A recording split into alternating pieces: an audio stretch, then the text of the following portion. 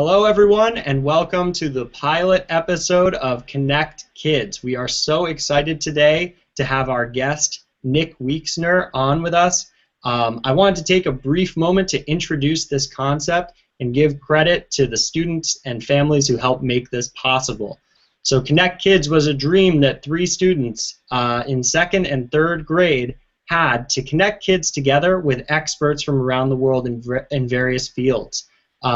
And what we're going to do today is we're going to have an expert here who's going to connect both his expertise in math and football to teach us a little bit more about both. So without further ado, I'm going to introduce Nick Weiksner. Nick, how are you doing today? I'm doing wonderfully. Thank you so much for having me on the show. That's great. And Nick, you've had experience both in the world of football as well as the world of teaching mathematics. You want to tell us a little bit about that? Absolutely.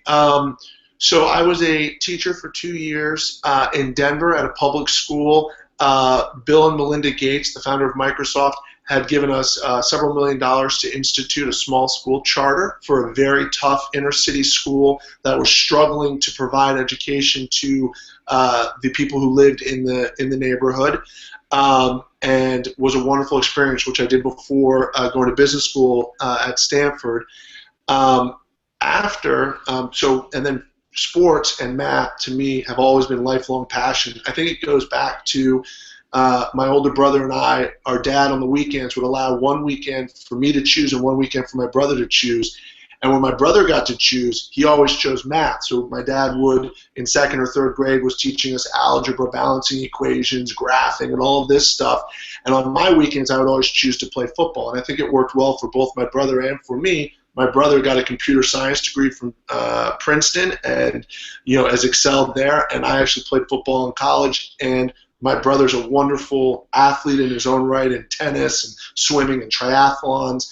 And I've gone into technology where I've used and investment banking where I've used math. So having both skill sets has been powerful for both my brother and I to be able to have successes. So my love of both go back to a very young age, even before the children we have today who are going to be asking questions. And so I love their passion for football, and I love that they can connect math to football because that's a way for them to be able to have a lot of successes going forward. So what I'd like to start with, if it makes sense now, is to go into how math and football are connected. And I think they're connected in many different ways. The first that I'd like to talk about is to introduce the children on this to an idea that goes back to the ancient Greeks, which is a shape or a function, a graph, that is called a parabola. And a parabola is a function that provides a lot of useful tools in real-world applications. And in football, it has to do with a punter who punts a football. And what happens is the ball goes from the punter's hand, and then he kicks the ball. The shape of the flight of the football comes like this, and if you look, you can see. I'm live here. Can I just have?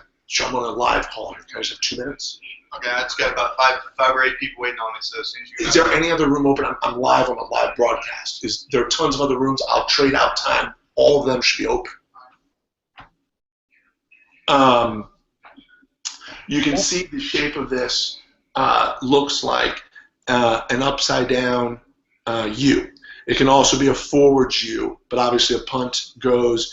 And at the top of this parabola, the very top of the U, that is called the apex, and that is the highest point of the graph. And so for a punter, they want to know this shape because it helps them make sure that when they kick the ball, it goes to the furthest distance.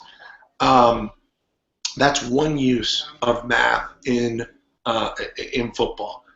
There's another use of math in football which has to do with when a player on offense, maybe a wide receiver, which is what I played, catches a ball on the outside, there's a person on the inside of the field who's going to try to catch them.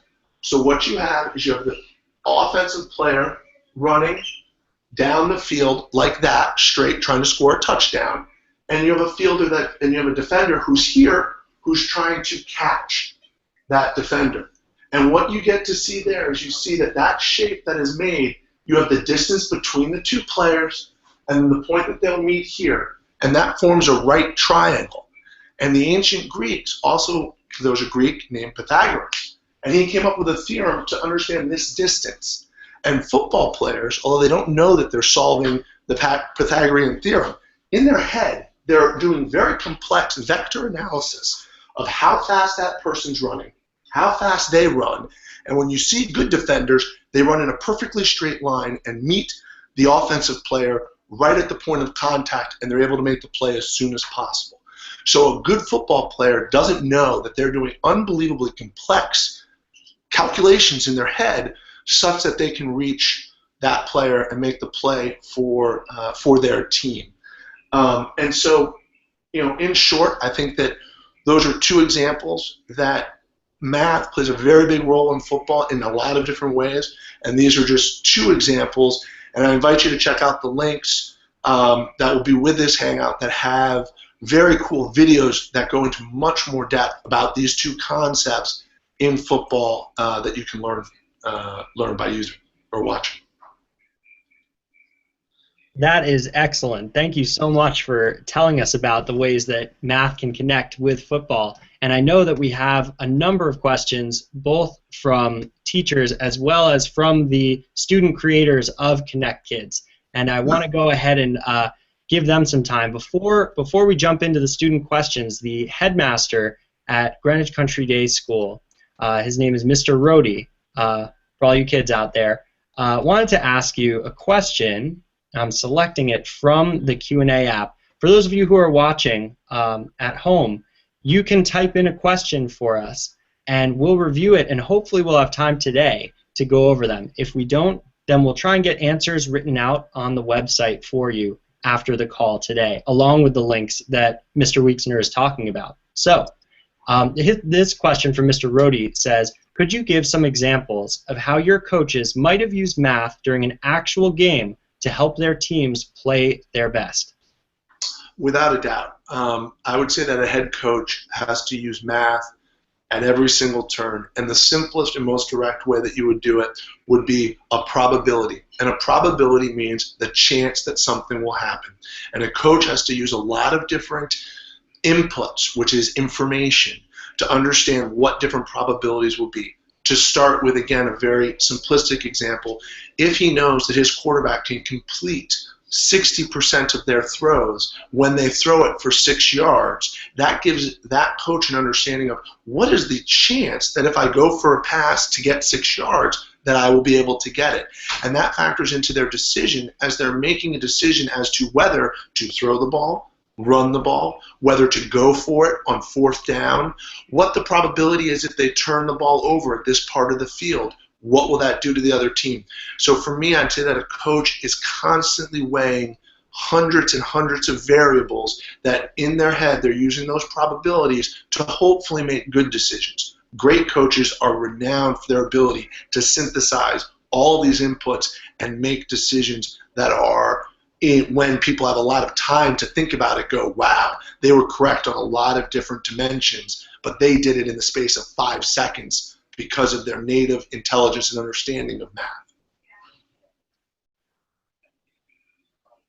That is awesome. Now, I wanted to turn it over to the creators of ConnectKids, some of our fantastic students, and I want to turn it over to Ozzie first. Ozzie's in 2nd grade, and if you can unmute your microphone and turn on the video, I'm going to turn it over to him. Here you go. How you doing, Ozzie? Good. My question is, what are your favorite offensive and defensive statistics to keep track of, and why? Thank you very much, Ozzie. That is a great question. Now, both offensive and defense, there are so many statistics, and they all have value individually. In fact, I would say that it's hard to take one only that you would look at as the most important because they work together. They're in concert. But on offense, I do like to look for the number of first downs that a team is getting, because I think that that combines a lot of different things for an offense. where if you're getting first downs, which means you're getting 10 yards in 4 plays or less, that means that you are doing a good job both running and passing and play calling so that you're able to move the ball effectively, and I think that gives you the highest chances of winning. So on an offensive side, that's something I look for and hope can succeed. On defense, I look for tackling or total defensive yards that a team gives up. And on sorry, I apologize. I'm trying to move here to a room. That's quite all right, Nick. Actually, it's interesting because you've done a variety of work, not only in football and in mathematics, but now you're also working in technology, if I'm not mistaken, with a startup, which is interesting that you've applied all of your skills, like teamwork skills and mathematics and understanding all kinds of probabilities, especially. It's actually really great to see the environment that you're in and all the different environments you've been a part of too.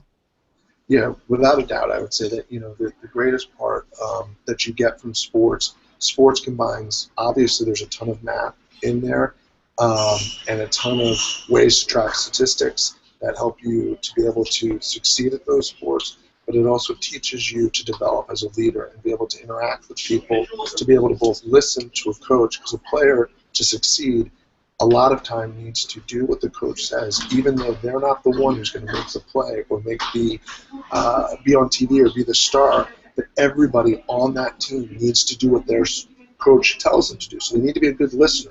And I believe that leadership comes from the ability to listen to others and also to be able to communicate effectively. And obviously on the football field, you need to be able to communicate to your teammates so that they know what you're doing or where you need help, where they need to be. So I think that sports, any sport, really teaches all kids, all people who participate, many, many different things beyond math, but that help them with the rest of their lives. And that's a great answer. I want to segue over to George and Eli, who are both together at the same computer. Guys, how are you doing? Good. That's great. Now, I know Eli has a question for you, a general question about football. Eli, why don't you take it away? What is football? Well, Eli, that is a great question. Football is a sport that combines the ability to two things, I would say, is one, you have to be able to react quickly, and you have to be able to use the assets that you have, whether they're size, speed, toughness, endurance, and the ability to, football is a sport about one team is trying to drive the ball to the one side of the field and the other team's trying to stop them. And when they stop them, then they get to be the team that gets to drive the ball and tries to score, and that other team has to try to stop them. And so you need to be able to be good at many different things. So I think football is about it has places for people who are fast, people who are big, people who are tough, and lots of different things in between, and just really are about people who are committed to trying very hard.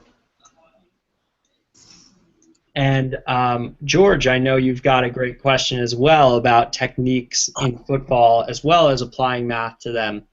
You guys got your video on? Yeah, we're running. Yeah, I think. Okay, there we go. How many fingers do you put on the ball? I've heard a lot of different ways. A lot of different ways to throw a football. So the question was, George asked that, people who throw the football, some people say put your hands in the laces, some people say no hands in the laces. That's a very interesting question, and that shows that you have a very deep knowledge of football. I would say that a lot of pro quarterbacks that you can think of, for example, Ben Roethlisberger, puts no fingers on the ball. His hand is so big, it would be bigger than your head, probably bigger than 3 of your friends' heads. It's huge. He can put his hand around the whole football almost. And he doesn't want the laces. They get in his way. Now, other people who are pros might put 1 or 2 fingers on the laces. And in general, what I would say if I were coaching a child who's learning to throw a football is you want to throw a spiral, because if you learn about aerodynamics, a ball that is spinning quickly is going to go through the air more effectively and go to where you're trying to throw it, which again is science and math and football. But when you're learning to throw, it's probably good to have 3 or 4 fingers on the laces. That gives you the grip to be able to put the rotation, and that rotation is going to be what helps that football have a spiral, which is what you want. And then as you get older, you might move your hand backwards on the ball, holding fewer and fewer laces. And perhaps if you're, going to become a professional quarterback and your hands become very large, then maybe you're going to not have them on the laces at all. But that's going to be about what you're comfortable, because everybody who throws has to do what's comfortable to them. Nick, we are so grateful for your time today. We got one audience question that I wanted to ask before you go. Alex wanted to ask you about your time working with the 49ers, and he also asked, when was the best time you used math during your work with the 49ers? And we'll extend that to also your time with Duke, playing for Duke. Okay, well, number one, I would say when I was working for the 49ers, I had to understand numbers very, very well. One of the numbers that was critical to me was using math to prove to a client how being a suite member of the new stadium, which was very expensive for these companies, how it acted and provided value. So I had statistics that I would use that was able to show that when you are a part of something like this, you can grow your business more than what the cost is. So I had to be able to have facility with numbers to make them understand the value that the suite had, and the difference between if they wanted to pay for all 20 years up front versus paying for it over 20 years, because it was a 20-year commitment as a suite partner. They could pay it all up front or over 20 years. And so I would teach them what the discount rate meant and what that implied, and whether or not it made sense for them to pay for it up front versus over time. At Duke, their math really, it's about how can you get better acceleration. I was a wide receiver, and so the number one thing they measured was, your 40-yard dash time. How could you be faster at it?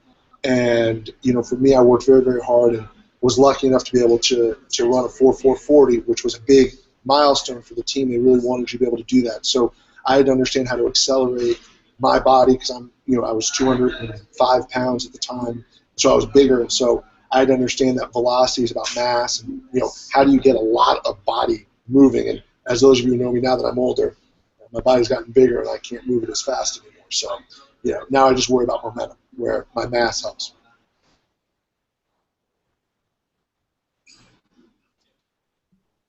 Nick, thank you so much for your time today. I know that we've got to get going, but we are really looking forward to continuing this series. I am sure that we will have you back, because this is an area of great interest. We have a bunch of teacher questions that we didn't even have time to get to, but we're going to try and get all of the answers that we can written up and put on the website. Again, the URL is www.connectkids.com.